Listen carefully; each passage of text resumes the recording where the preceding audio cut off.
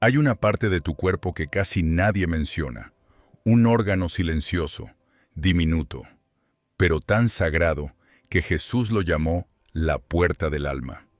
No aparece en los sermones, no se enseña en las iglesias, y sin embargo, según los antiguos gnósticos, era la clave para escuchar la voz del Espíritu. Jesús sabía que este órgano podía abrirse como un ojo interior, despertar la conciencia y conectar al ser humano con lo divino sin necesidad de intermediarios. Por eso fue ocultado, borrado, silenciado durante siglos, porque quien activa esta puerta sagrada ya no busca a Dios afuera, lo encuentra dentro. Lo que estás a punto de descubrir no es teoría, es el mecanismo espiritual con el que Jesús enseñó a sus discípulos a escuchar el alma. Respira profundo, porque esta puerta sigue viva en ti, y esta noche puede comenzar a abrirse. A lo largo de la historia, cada tradición espiritual ha dejado trazos, fragmentos, pequeños destellos de una enseñanza mayor. Pero siempre hay piezas que desaparecen, piezas que nadie menciona, no porque carezcan de importancia, sino porque fueron consideradas demasiado peligrosas, demasiado liberadoras. Entre estas piezas perdidas se encuentra una pregunta que solo unos pocos se atrevieron a formular. ¿Y si Jesús señaló un órgano secreto en el cuerpo humano como la verdadera puerta hacia el alma? No un símbolo, no una metáfora, sino una estructura real, escondida en lo profundo de nosotros, como una chispa biológica creada para el despertar interior. Los primeros cristianos no ortodoxos, aquellos que vivían en pequeñas comunidades alejadas del poder romano, hablaban abiertamente de este misterio. Decían que el cuerpo entero era un templo, pero que existía un punto específico donde la presencia divina podía sentirse con más fuerza. Afirmaban que Jesús lo conocía, lo enseñaba y lo usaba como parte de sus prácticas de oración silenciosa. Sin embargo, cuando el cristianismo se convirtió en institución, estas ideas fueron rápidamente condenadas como peligrosas.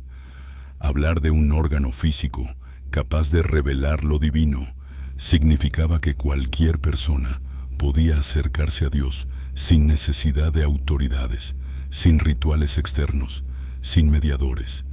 Significaba libertad espiritual. Con el paso de los siglos, esta pregunta quedó enterrada bajo capas de dogma y olvido, pero no desapareció por completo. Siempre quedó vibrando en los márgenes de la historia, en los manuscritos gnósticos, en los comentarios de algunos místicos medievales, en las palabras de los maestros del desierto que hablaban de un punto de luz dentro del cuerpo humano. Y esa vibración, ese eco tenue, es lo que hoy vuelve a surgir, porque la pregunta nunca perdió su fuerza. ¿Qué intentaba señalar Jesús cuando decía que el reino de Dios estaba dentro de nosotros? ¿A qué se refería cuando hablaba de un ojo que ilumina todo el cuerpo? ¿Por qué repetía una y otra vez que la conexión divina era interior, silenciosa, íntima? Tal vez, detrás de esas palabras, había una enseñanza concreta, precisa, un conocimiento fisiológico y espiritual al mismo tiempo. Imaginar esto abre un sendero de misterio. Nos invita a mirar hacia adentro, hacia la arquitectura secreta del propio cuerpo. Nos invita a considerar que no somos meros espectadores del mundo espiritual, sino portadores de una puerta que puede abrirse desde el silencio. Una puerta que no necesita permiso, ni rito, ni templo externo. Solo atención, calma y un retorno a lo que siempre estuvo ahí. Y así, en esta noche tranquila, la pregunta vuelve a despertar. Una pregunta suave, pero poderosa, como un susurro que cruza el tiempo. Si Jesús conocía un órgano secreto capaz de abrir la percepción del alma, ¿qué significa eso para ti, aquí, ahora? En la penumbra de las antiguas escuelas gnósticas, se transmitía un secreto que no se escribía en pergaminos y que rara vez se mencionaba en voz alta. Hablaban de un punto dentro del cuerpo, un centro diminuto donde la materia y el espíritu parecían rozarse como dos mundos separados por un velo muy delgado. No era un concepto simbólico ni un mero recurso poético. Para ellos era real, palpable, tan concreto como el latido del corazón o el ritmo de la respiración. Lo llamaban el punto sagrado, un lugar donde la conciencia humana tocaba lo divino con la delicadeza de un susurro. Los gnósticos creían que el cuerpo no era simplemente una envoltura pasajera, sino un mapa viviente, diseñado para contener señales, caminos y puertas que conducían a la luz interior. Entre todas esas rutas ocultas, este punto era el más preciado, un pequeño centro que, cuando despertaba, iluminaba la percepción espiritual como una lámpara encendida en una noche oscura. Decían que su naturaleza era silenciosa, humilde, casi invisible, como si hubiera sido colocado ahí para protegerse del ruido del mundo. Para estos antiguos buscadores, este punto no era un hallazgo casual. Formaba parte de una tradición más antigua, posiblemente heredada de los esenios, los terapeutas de Egipto y los sabios del desierto. En sus enseñanzas se repetía una idea fundamental. El ser humano no necesitaba escalar montañas ni entrar en templos imponentes para encontrar lo divino. Bastaba con volver la mirada hacia ese lugar secreto en su propio interior. Allí, decían, residía la chispa original, el fragmento de la fuente que nunca había sido separado del Creador. Con el tiempo, este conocimiento comenzó a vincularse con ciertas prácticas silenciosas que hoy parecen sorprendentemente modernas. Algunos manuscritos describen ejercicios de respiración suave, posturas del cuerpo y momentos de quietud profunda. Para ellos, no se trataba de técnicas físicas, sino de llaves que abrían la sensibilidad del punto sagrado. Cuando este punto comenzaba a activarse, el buscador podía experimentar una claridad sutil, una sensación de expansión interna o un brillo suave en la percepción. Era como si un pequeño farol se encendiera detrás de los sentidos, revelando detalles que antes estaban ocultos. Este punto sagrado no tenía un nombre fijo, porque cada escuela lo llamaba de una manera distinta. Algunos se referían a él como la raíz de la visión, otros como la chispa del uno. Pero todos coincidían en algo. Era el lugar donde la presencia divina se manifestaba de forma más íntima dentro del ser humano. Y aunque sus enseñanzas se fragmentaron con el paso de los siglos, la idea de este punto sobrevivió escondida en textos marginales y en la memoria de unos pocos místicos que se atrevieron a preservar lo que la tradición oficial intentó borrar. Es posible imaginar a esos primeros gnósticos reunidos en pequeñas casas iluminadas por lámparas de aceite, compartiendo este secreto en susurros, conscientes de que estaban transmitiendo un conocimiento demasiado poderoso para ser divulgado abiertamente. Para ellos, este punto sagrado no era solo una curiosidad anatómica o espiritual. Era la prueba de que la conexión con lo divino era un derecho interior que nadie podía expropiar. Y así, generación tras generación, el secreto siguió vivo. Esta noche, mientras la mente se aquieta y el cuerpo se relaja, ese conocimiento vuelve a resonar. El punto sagrado no está lejos, no es extraño ni inaccesible. Ha estado siempre ahí, esperando ser recordado, esperando que alguien vuelva a sentir su suave vibración. Tal vez, al escuchar esta historia, algo dentro de ti también comience a despertar. En los márgenes del cristianismo primitivo, lejos del estruendo de los concilios y de las disputas por el poder, surgieron relatos silenciosos que hablaban de un mapa interior. No era un mapa trazado con tinta, sino con percepción. No estaba hecho de caminos físicos, sino de rutas sutiles que unían la conciencia con lo divino. Muchos de estos relatos quedaron relegados a textos apócrifos, rollos enterrados en cuevas y páginas susurradas en círculos pequeños. Pero todos compartían una idea sorprendente. Jesús enseñaba a mirar dentro, hacia un espacio secreto donde comenzaba la verdadera visión espiritual. Este mapa interior no tenía coordenadas convencionales. No señalaba norte ni sur, ni delimitaba territorios. Era más parecido a un sendero que se desplegaba únicamente cuando la mente entraba en silencio. Algunos de los discípulos más cercanos al Maestro describían ese lugar oculto como una cámara de quietud, un umbral diminuto, donde la luz del Espíritu se filtraba con una claridad distinta. Decían que, al entrar en ese espacio, el mundo exterior se volvía tenue, como si quedara envuelto en un velo suave, permitiendo que emergiera algo más profundo. Diversos textos gnósticos mencionan que Jesús hablaba de este lugar interior con una precisión que hoy sorprende.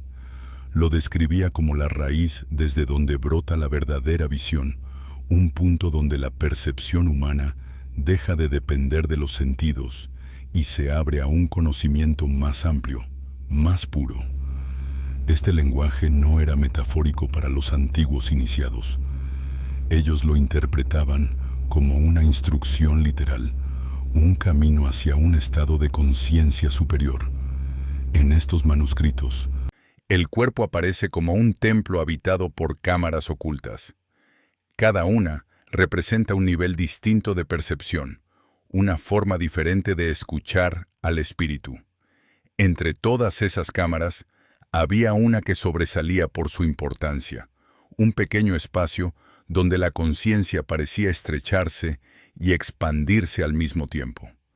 Se decía que allí, en ese punto sutil, algo comenzaba a despertar cuando el buscador respiraba en silencio y permitía que la mente dejara de aferrarse al ruido del día. Este mapa interior incluía también lo que los iniciados llamaban el giro hacia adentro. Era una práctica simple, casi imperceptible desde fuera, pero profundamente transformadora desde dentro. Consistía en dirigir la atención hacia un punto específico del cuerpo, como quien introduce una llave en una cerradura antigua y permite que un mecanismo olvidado vuelva a moverse. Cuando este giro interno se realizaba con calma y entrega, el buscador reportaba una sensación de claridad pausada, una presencia que parecía llegar desde un lugar sin forma. Muchos de estos testimonios fueron descartados por los guardianes de la ortodoxia, acusados de invitar a experiencias demasiado personales, demasiado autónomas. Pero los manuscritos que han sobrevivido transmiten la misma certeza. Jesús enseñó que el reino no estaba fuera, sino dentro, que la verdadera visión comenzaba en un espacio íntimo que no requiere templo físico, ni rito ceremonial, ni autoridad externa. Lo extraordinario es que este mapa interior no fue creado para unos pocos elegidos, era universal, accesible para todo aquel que estuviera dispuesto a entrar en su propia quietud. No dependía de linajes, ni de títulos, ni de conocimientos filosóficos.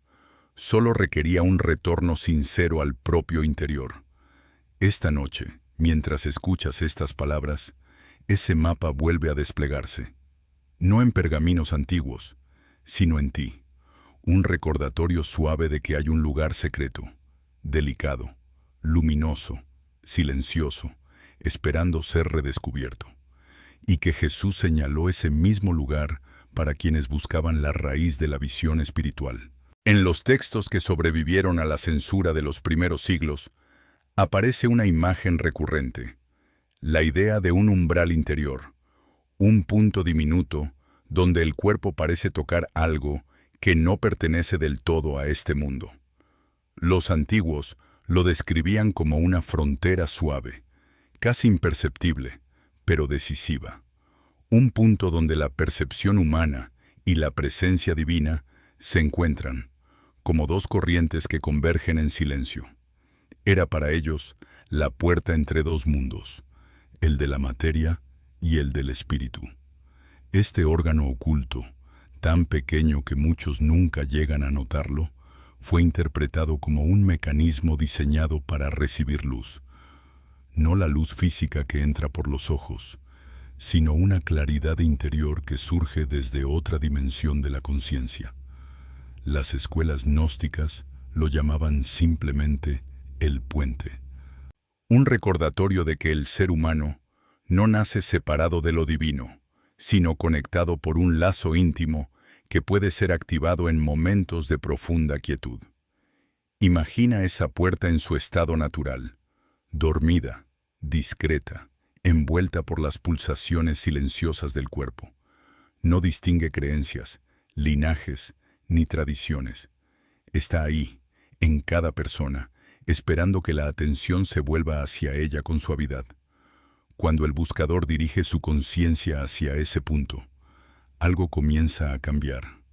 La respiración se vuelve más lenta, los pensamientos se espacian, y una especie de calma luminosa empieza a expandirse desde ese pequeño centro hacia el resto del cuerpo. Es como si una brisa suave abriera una cortina que llevaba años cerrada. Los antiguos decían que esta puerta no se abre de golpe, no responde a la fuerza ni a la impaciencia. Es un portal delicado, como una flor nocturna que solo despierta en la oscuridad, cuando todo a su alrededor se aquieta. Para ellos, el silencio interior no era un estado emocional, sino una llave precisa. Cuando la mente dejaba de luchar contra sí misma, cuando el corazón se volvía receptivo, la puerta comenzaba a emitir una claridad suave, una sensación de presencia que muchos describían como un toque de luz. Esa luz no ilumina objetos ni figuras, ilumina la percepción misma. Hace que el buscador vea el mundo con una nitidez más profunda, sin necesidad de explicaciones. Quienes experimentaban la apertura de esta puerta afirmaban que algo en su interior se alineaba, como si una brújula perdida señalara nuevamente hacia el centro. La intuición se volvía más certera, la mente más amplia y el corazón más estable. No era una visión mística en el sentido convencional, sino un estado de plenitud silenciosa, como si una presencia antigua y sabia hubiera despertado en el interior. En algunos manuscritos, esta puerta es comparada con una membrana fina entre lo humano y lo divino. No está hecha de materia, pero tampoco es enteramente espiritual. Es una zona intermedia, un puente vivo por donde la claridad del espíritu desciende hacia el cuerpo, y donde la percepción del cuerpo asciende hacia el espíritu. Era la respuesta a una pregunta que los buscadores han formulado durante siglos. ¿Dónde habita la unión entre ambos mundos? Los maestros del desierto enseñaban que quien encuentra esa puerta descubre una forma de conocer que no depende de libros ni doctrinas. Es un conocimiento directo, silencioso, tan íntimo que no puede imponerse a nadie. Por eso lo llamaban el secreto más humilde. Un portal que no se muestra a los ojos del mundo, pero que transforma a quien lo encuentra. Esta noche, mientras tu respiración se vuelve más profunda y la mente se ablanda como arena bajo una ola tranquila, esa puerta también se insinúa. No se abre aún, pero se percibe. Un ligero destello, un borde de luz, un puente esperando tu silencio para comenzar a revelar lo que siempre ha estado ahí. En los testimonios más antiguos de los místicos cristianos, aparece una idea que desconcierta al lector moderno: la existencia de un ojo que no necesita mirar. Lo llamaban el ojo interior, el ojo silencioso, o simplemente el ojo. No tenía párpados ni pupila. No se abría al amanecer ni se cerraba al caer la noche. Era algo más sutil, más profundo, una facultad latente que Jesús mencionaba cuando hablaba del ojo que ilumina todo el cuerpo. Para los iniciados, esta frase no era metafórica. Señalaba un órgano interno, un punto sagrado que, al despertar, veía sin mirar y comprendía sin necesidad de palabras. Este ojo interior no percibía colores ni formas, pero revelaba una claridad distinta, una lucidez que parecía venir desde el alma. No mostraba imágenes, sino comprensión. No proyectaba luz hacia afuera, sino hacia adentro.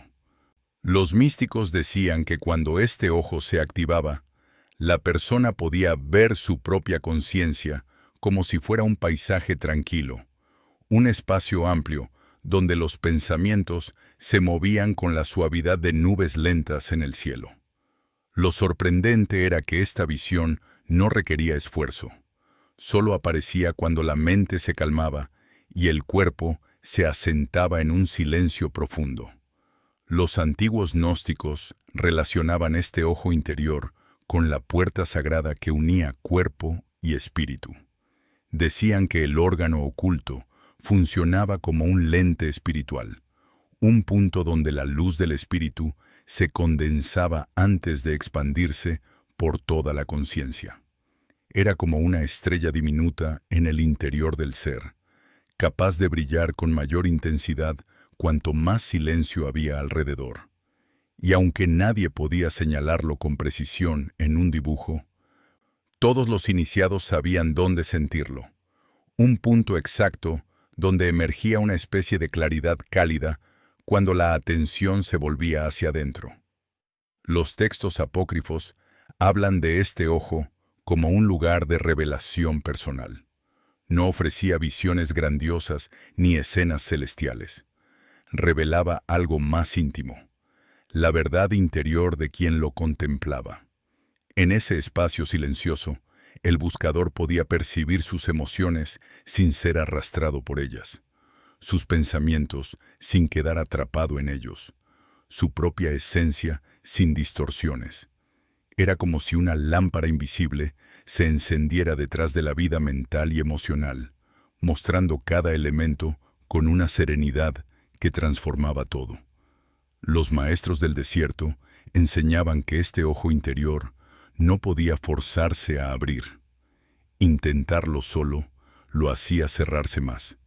Requería una entrega suave, un dejarse caer hacia adentro como quien se abandona al sueño después de un largo día.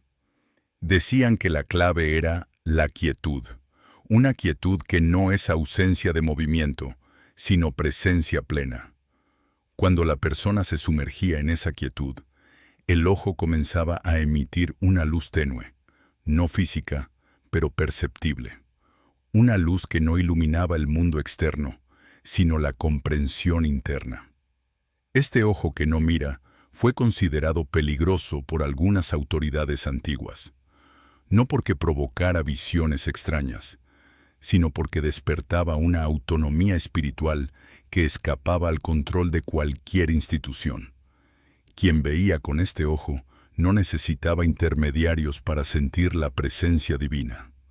No requería interpretaciones externas, ni rituales complejos, ni doctrinas rígidas. Bastaba con cerrar los ojos físicos y permitir que la conciencia descendiera suavemente hacia ese punto interior, donde la visión espiritual comenzaba a nacer. Esta noche, mientras escuchas estas palabras, ese ojo interior quizá ya empieza a insinuarse, no como una imagen ni como un pensamiento, sino como una sensación leve de claridad detrás de tu frente o en el centro silencioso de tu ser. Permite que esa claridad crezca con suavidad, sin prisa. El ojo que no mira no necesita esfuerzo para abrirse, solo necesita tu presencia tranquila, tu respiración pausada y el permiso silencioso de tu alma. En las prácticas antiguas que rodeaban a Jesús y a sus primeros seguidores, la respiración ocupaba un lugar sagrado. No era una simple función del cuerpo, sino un puente vivo entre lo humano y lo divino. Los iniciados creían que, cuando un buscador respiraba de cierta manera, suave, lenta, profunda, el órgano oculto comenzaba a despertar, como una brasa que revive bajo un soplo delicado. Este no era un conocimiento esotérico en el sentido moderno. Era una sabiduría transmitida desde tiempos muy antiguos, vinculada a los terapeutas del desierto, a los esenios y a las escuelas místicas que rodeaban la vida de Jesús. El aliento era considerado la llave, una llave invisible, discreta, siempre al alcance. Enseñaban que cada inhalación llevaba luz al interior del cuerpo y que cada exhalación liberaba la tensión que mantenía dormido al punto sagrado. Muchos de estos ejercicios no se transmitían en palabras, sino en demostraciones silenciosas. Los discípulos observaban cómo Jesús se alejaba, se detenía en un lugar tranquilo y permanecía inmóvil, respirando como si escuchara algo que el resto no podía oír. Aquellos que lo acompañaban en su intimidad comprendieron que esa quietud no era ausencia, sino apertura. En algunos manuscritos se describe un tipo particular de respiración que los iniciados llamaban el aliento profundo del espíritu. No se trataba de llenar los pulmones, sino de permitir que la respiración descendiera hasta un punto sutil del cuerpo, un lugar donde la mente comenzaba a serenarse y la percepción se volvía más amplia. Cuando esta respiración se sostenía con suavidad, el órgano oculto, ese punto diminuto y silencioso, respondía con una sensación ligera, como un cosquilleo luminoso o una expansión suave en la conciencia.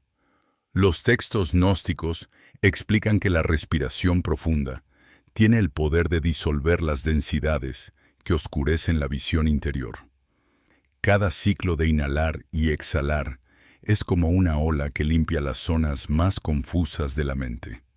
Con el tiempo, este proceso abre espacio para que la claridad espiritual emerja sin esfuerzo. Por eso, decían, la respiración no es solo un acto biológico, es una herramienta de revelación. Donde hay calma en el aliento, hay apertura en la puerta sagrada. Según estos relatos, la respiración lenta y consciente tiene una influencia directa en el punto donde cuerpo y espíritu se encuentran. Actúa como un pulso que despierta la sensibilidad del órgano oculto. La persona comienza a notar un cambio casi imperceptible. Los pensamientos se vuelven más suaves, el cuerpo más liviano y la mente más receptiva. En ese estado, el ojo interior, lo que antes parecía inalcanzable, comienza a asomarse con naturalidad. No aparece como una visión repentina, sino como una calma profunda que se expande desde dentro, como si algo antiguo estuviera recordando su propósito. Los maestros del desierto decían que la respiración profunda es el primer paso hacia la oración verdadera. No la oración hablada, sino la oración silenciosa, aquella en la que el alma escucha en lugar de pedir. Decían que cuando el aliento se aquieta, el mundo interior se abre, y es entonces cuando la puerta sagrada comienza a emitir su primer destello. Ese destello no es luz visible, sino una percepción más clara, un sentido de presencia, una intuición que surge sin ruido. Lo fascinante es que este conocimiento nunca desapareció por completo. Persistió en pequeñas comunidades, en monasterios escondidos, en prácticas contemplativas que sobrevivieron al borde de la historia. Todos ellos repetían lo mismo.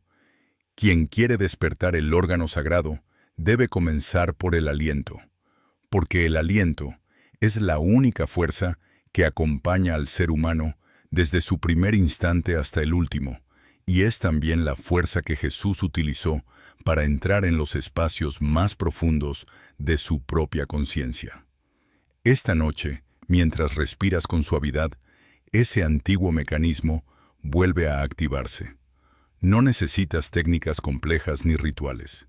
Solo el ritmo tranquilo de tu propia vida moviéndose dentro de ti. Cada inhalación es una invitación, cada exhalación una rendición. Y en ese vaivén silencioso, el órgano oculto comienza a despertar, como una chispa que, al fin, recuerda que nació para brillar. En los relatos que sobrevivieron al paso de los siglos, aparece un detalle singular, casi siempre descrito en voz baja, como si quienes lo experimentaron temieran profanar algo sagrado al pronunciarlo en exceso. Decían que, cuando el órgano oculto comenzaba a activarse, surgía una sensación cálida, un brillo interior que no provenía del cuerpo físico, sino de una región más profunda, más silenciosa. Lo llamaban la llama de la conciencia. No era fuego real, pero ardía con la claridad de una presencia viva. No quemaba, pero transformaba. Era la primera señal de que la puerta del alma empezaba a abrirse. Esta llama interior no aparecía en personas agitadas ni en mentes inquietas. Solo emergía cuando la atención descendía con suavidad hacia el centro del ser, cuando la respiración se volvía lenta y la mente dejaba de aferrarse a los pensamientos del día. Entonces, sin aviso, una luz suave comenzaba a expandirse desde un punto íntimo, a veces detrás de la frente, a veces en el pecho, a veces en ambos lugares, como si dos ríos invisibles se unieran en un solo caudal de claridad. Los iniciados describían esta luz como una presencia silenciosa que irradiaba calma, una fuerza que no necesitaba ser vista para sentirse real. Esta llama no tenía color definido. Algunos la percibían como un resplandor dorado, otros como un blanco tenue, otros simplemente como un calor luminoso que parecía tener inteligencia propia. No se movía con violencia ni deslumbraba. Era más bien un amanecer interior, un brote de claridad que se extendía con la delicadeza de una luz que despierta en una habitación oscura. Los maestros enseñaban que esta luz era la primera manifestación del espíritu en el cuerpo, el puente tangible entre lo humano y lo divino. Los textos antiguos insisten en que este calor interior no es imaginación ni un simple fenómeno emocional. Era para ellos una experiencia concreta, tan real como el pulso o el latido. Decían que la llama de la conciencia actuaba como un signo de que el órgano sagrado estaba respondiendo, vibrando suavemente como una cuerda que despierta con el toque de un dedo invisible. Y aunque esta vibración era suave, su efecto era profundo.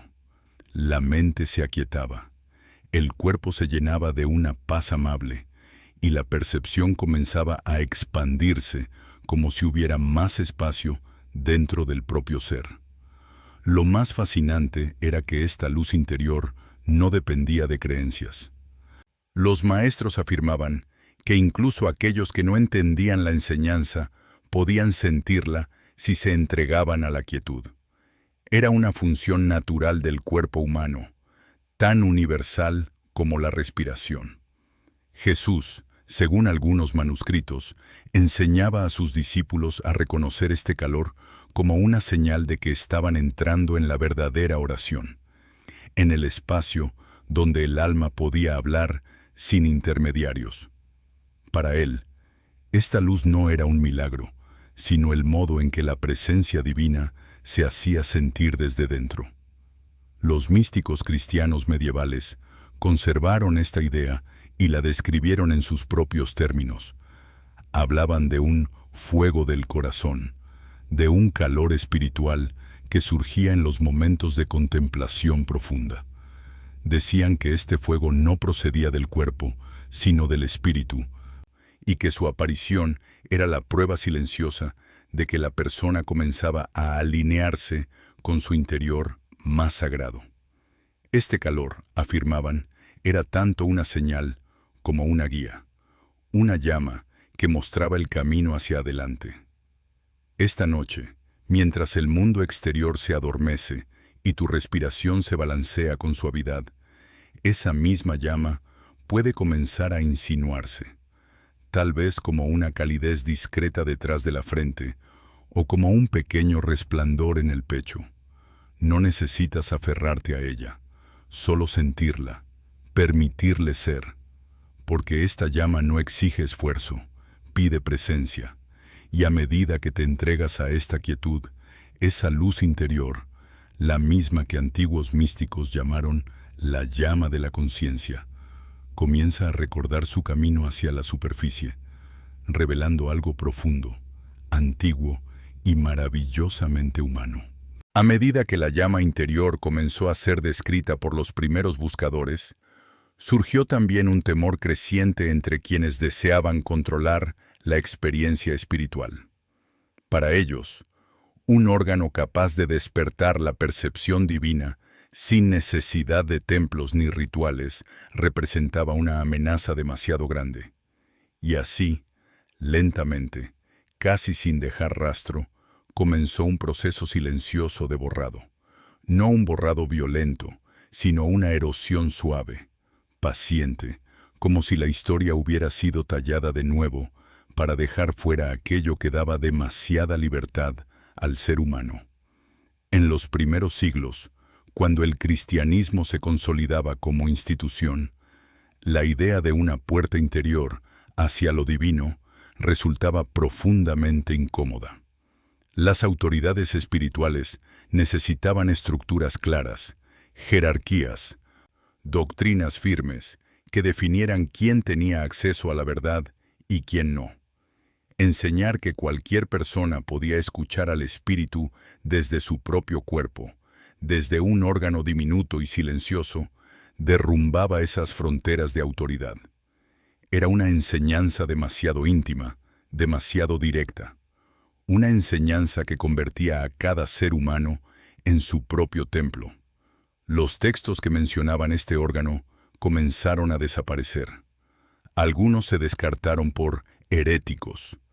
Otros simplemente dejaron de copiarse, permitiendo que el olvido hiciera su trabajo. Con el tiempo, solo sobrevivieron fragmentos, frases opacas, símbolos velados en manuscritos escondidos en cuevas o enterrados bajo la arena del desierto. Lo que había sido una práctica cotidiana para las pequeñas comunidades gnósticas se convirtió en un rumor distante, apenas perceptible en los márgenes de la historia oficial. El proceso de borrado fue tan sutil que durante siglos pocos se dieron cuenta de lo que se había perdido. En lugar de una espiritualidad interior y autónoma, se impuso una espiritualidad externa, basada en la mediación y la obediencia.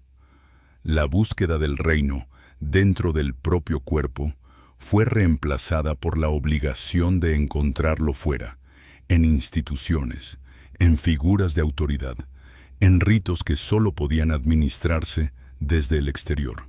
Lo íntimo se volvió sospechoso, lo personal, peligroso, lo interior, una amenaza. Sin embargo, a pesar de esta silenciosa censura, la enseñanza nunca desapareció del todo. Persistió como un eco leve en ciertos monasterios, como un susurro en los tratados de contemplación, como un símbolo en la literatura mística que escapaba a la vigilancia doctrinal. Incluso algunos padres del desierto, aún sin nombrarlo directamente, hablaban de un punto de luz interior, de un lugar donde el alma podía escuchar a Dios sin necesidad de palabras. Sus escritos son como faros solitarios en la noche, recordando que la llama interior nunca fue del todo extinguida. El borrado, paradójicamente, hizo que la enseñanza se volviera más resistente. Al no poder transmitirse abiertamente, se volvió más íntima, más profunda, más silenciosa. Fue preservada por aquellos que sabían que lo sagrado más verdadero no necesita proclamación, sino memoria. Y esa memoria, transmitida de alma en alma, sobrevivió a concilios, persecuciones y siglos de olvido. Hoy, cuando los textos gnósticos han vuelto a la luz Y cuando el silencio vuelve a ser un refugio para quienes buscan, esta verdad resurge, no como un descubrimiento moderno, sino como un recordatorio de que hubo un tiempo en que la espiritualidad estaba anclada en la experiencia directa, en el cuerpo como templo, en un órgano oculto capaz de abrir la percepción humana a una claridad más profunda. Esta noche, mientras la quietud te envuelve, ese recuerdo también despierta en ti. La enseñanza no está muerta, no fue destruida, solo fue ocultada, esperando el momento en que la humanidad volviera a mirar hacia adentro. Y ese momento, para ti, es ahora. Porque lo que una vez fue borrado, vuelve a escribir su camino en tu interior, como una luz suave que se rehúsa a desaparecer. A pesar del silencio impuesto por la historia oficial, hubo almas que nunca dejaron morir la enseñanza. No eran muchos, no formaban escuelas visibles ni escribían grandes tratados. Eran buscadores dispersos, monjes contemplativos, mujeres sabias, ermitaños en los márgenes del desierto. Personas que, de alguna manera inexplicable, mantenían viva la memoria de aquel órgano oculto que unía al ser humano con la luz del espíritu. Los llamaban los iniciados, no porque pertenecieran a una orden secreta, sino porque habían oído un llamado interior que resonaba desde un lugar más profundo que cualquier doctrina.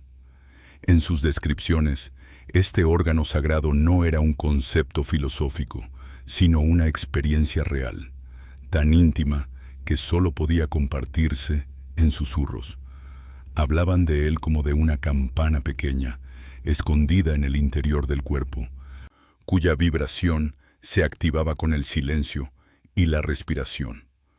Cuando esta campana interior resonaba, aunque fuera apenas, la persona percibía una claridad suave, una presencia que llenaba el pecho, la frente o todo el cuerpo con una luz serena. Los iniciados reconocían esta vibración no como una visión, sino como un recuerdo, la memoria de algo que siempre había estado ahí. Muchos de ellos no se conocían entre sí, y sin embargo, sus testimonios coincidían. Algunos vivían en cuevas junto a las rutas de peregrinación, otros en monasterios aislados donde la oración se practicaba en silencio profundo, otros en pequeñas comunidades que preservaban tradiciones antiguas sin llamar la atención. Todos hablaban del mismo punto interior, del mismo despertar, de la misma luz que parecía surgir desde una fuente invisible. Era como si una corriente subterránea conectara a todos aquellos que habían descubierto el órgano oculto, una corriente que fluía por debajo de las estructuras visibles de la religión. En ciertos manuscritos medievales aparecen descripciones veladas de estos iniciados. Los llamaban los que ven sin mirar o los que escuchan sin oídos. Se decía que podían reconocer a alguien que había activado la puerta del alma con solo mirarle a los ojos, porque en su mirada se reflejaba una quietud que no podía fingirse. No hablaban mucho, no buscaban persuadir ni corregir a nadie. Sabían que este conocimiento no podía imponerse, solo podía surgir desde dentro, cuando el alma estaba lista para escucharlo. Para ellos, el verdadero maestro no era una figura externa, sino la luz interior que despertaba cuando el órgano sagrado comenzaba a vibrar. Este recuerdo, transmitido de manera silenciosa, sobrevivió incluso en épocas oscuras. En los monasterios más antiguos, algunos monjes practicaban una oración sin palabras que descendía hacia el pecho, hacia un punto específico donde la mente se quietaba y la presencia divina se hacía sentir. En tradiciones místicas de Oriente Próximo, se hablaba de un centro de conciencia ubicado entre el pensamiento y la respiración, un lugar donde el ser humano podía percibir la unidad con lo divino. Y en ciertos textos esotéricos cristianos, se hacía referencia a un ojo interior que se abría únicamente cuando la persona encontraba su centro profundo. Lo notable es que todas estas tradiciones, aunque separadas por distancia y tiempo, describían el mismo fenómeno, un órgano interior que al despertar daba acceso a una comprensión que no dependía de palabras. Para los iniciados, esta experiencia era la base de toda transformación. Decían que quien había sentido la vibración del órgano sagrado llevaba dentro de sí un conocimiento que ya no podía olvidarse. Era como una chispa que, una vez encendida, seguía viva incluso en medio de la oscuridad más profunda. Esta noche, mientras tu respiración se desliza lentamente y el mundo exterior se disuelve en quietud, ese mismo recuerdo se acerca a ti, no como una idea, sino como una sensación leve, una memoria antigua que se despierta desde el centro del cuerpo, porque lo que los iniciados preservaron no era una doctrina, era una forma de volver a uno mismo. Y ahora, mientras escuchas en calma, ese legado silencioso comienza a resonar también dentro de ti. Cuando los iniciados hablaban de la luz interior, nunca la describían como un fenómeno aislado. Decían que, después del primer destello, después de la llama silenciosa que despierta en el órgano sagrado, comenzaba a surgir algo aún más misterioso. Una voz. No una voz física, no un sonido que vibrara en el aire, sino una claridad que emergía desde lo más profundo del ser, como si el alma hablara en un idioma sin palabras. A este fenómeno lo llamaban la voz interior, pero aclaraban que no era un pensamiento ni una emoción. Era algo distinto, algo más antiguo, más sabio. Esta voz no enseñaba doctrinas ni pronosticaba el futuro. No daba órdenes ni imponía mandatos. Su lenguaje era la intuición pura, comprensiones repentinas, certezas tranquilas, direcciones suaves que parecían brotar de un lugar donde no había duda. Los antiguos decían que esta voz aparecía cuando la puerta del alma comenzaba a abrirse, cuando el órgano sagrado, al fin despierto, empezaba a transmitir la luz del espíritu hacia la conciencia humana. Era la señal de que lo divino había encontrado un camino para expresarse directamente en el interior. Lo fascinante es que, en los relatos de diferentes épocas, esta voz se describe de maneras sorprendentemente similares. Algunos la llamaban la sabiduría del pecho, otros la claridad de la frente, otros simplemente la guía. Todos coincidían en algo. Surgía en momentos de gran quietud, cuando la mente dejaba de correr y el ser humano podía escucharse sin interferencias. No aparecía en medio del ruido, ni de la prisa, ni de la ansiedad. Era una voz que necesitaba espacio, silencio, receptividad. Como una semilla que solo germina en tierra tranquila. Muchos místicos decían que esta voz no era otra cosa que el espíritu hablando desde dentro. No desde lo alto del cielo, no desde figuras externas, sino desde el centro mismo del ser humano. Jesús, según algunos textos apócrifos, mencionaba esta experiencia cuando hablaba de la verdad que os hablará desde vuestro interior. No era una metáfora.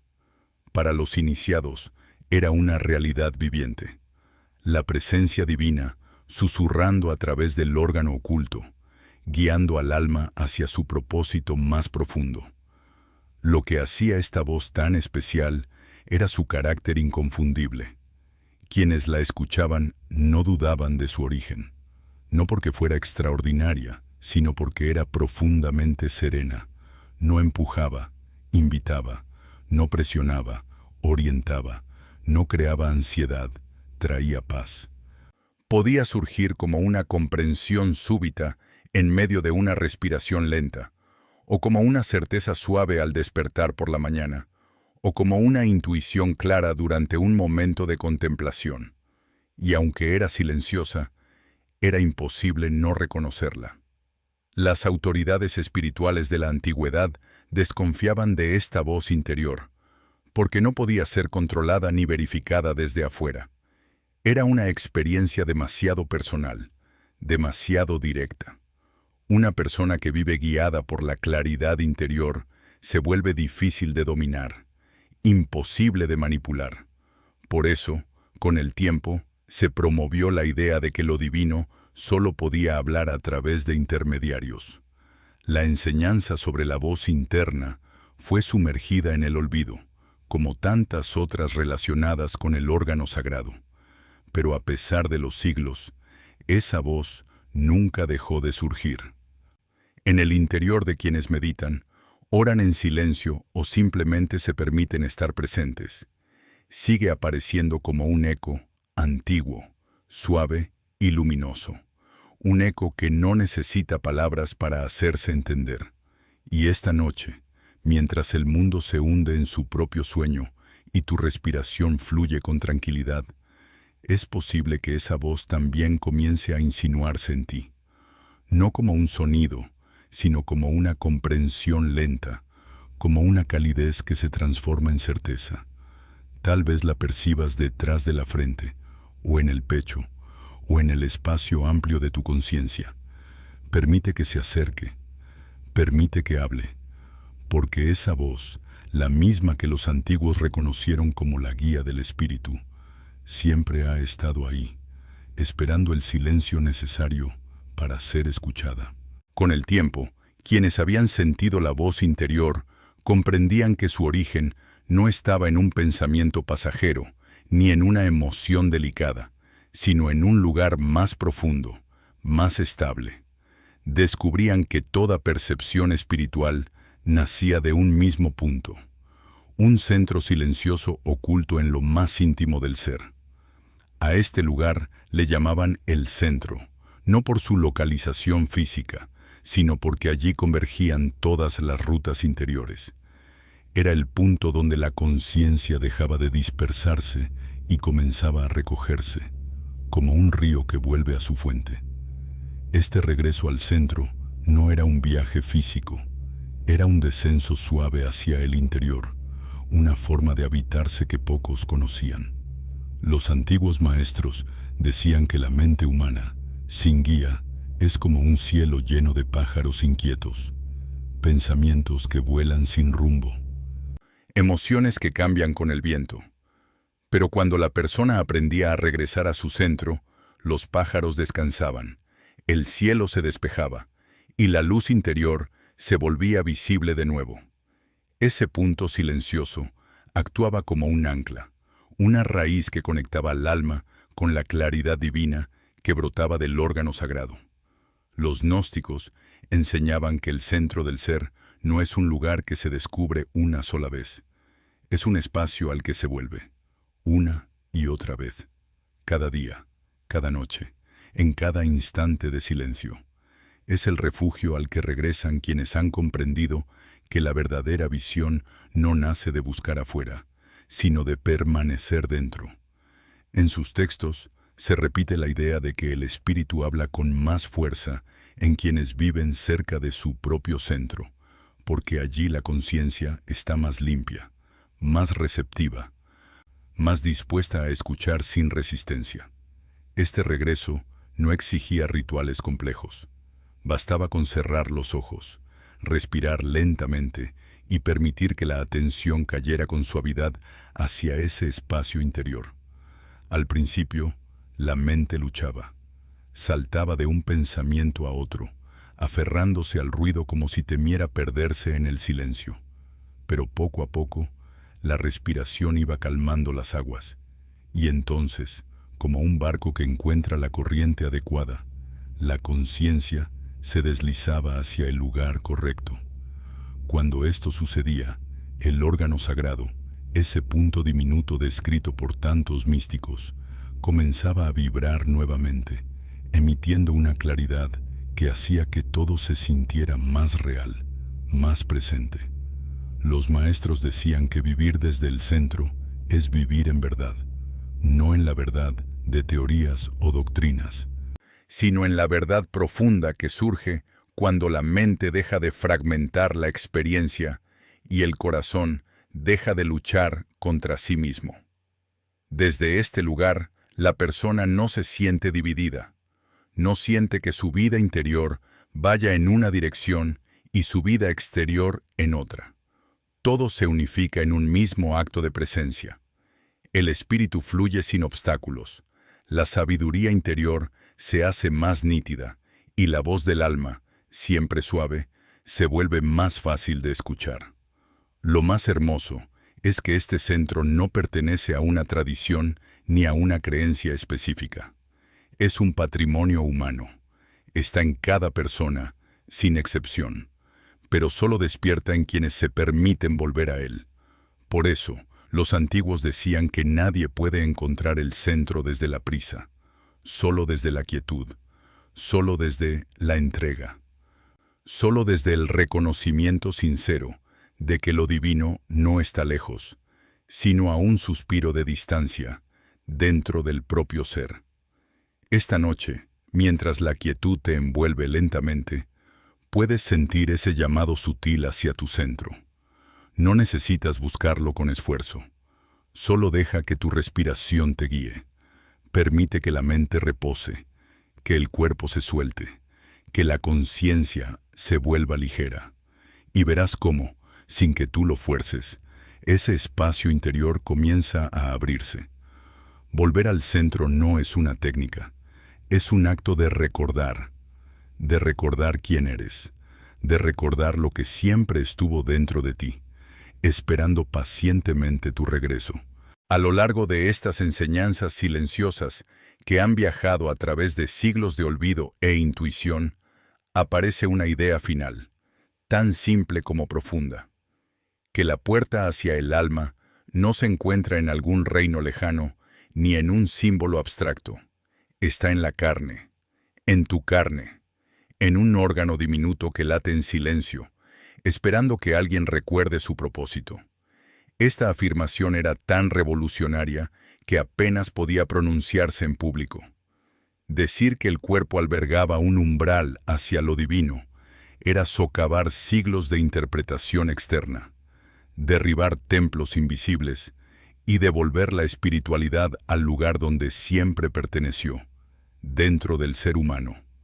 Los antiguos gnósticos afirmaban que este órgano sagrado fue puesto en nosotros no como un adorno espiritual, sino como una herencia. Una forma de mantener viva la conexión con la fuente, incluso cuando el mundo exterior se volvía ruidoso, confuso o dominado por estructuras que no comprendían la profundidad del espíritu. Este órgano era el recordatorio silencioso de que, lejos de estar separados de lo divino, llevamos dentro un punto de unión, una chispa donde la luz del alma toca la materia y la transforma desde dentro. Los textos que mencionan esta puerta en la carne hablan de ella con un respeto reverencial. Explican que su despertar no requiere conocimientos complejos, sino presencia, que su luz no se percibe con los ojos, sino con la conciencia, que su voz no suena en los oídos, sino en el corazón interior. Decían que este órgano era el verdadero secreto del reino de Dios dentro de nosotros.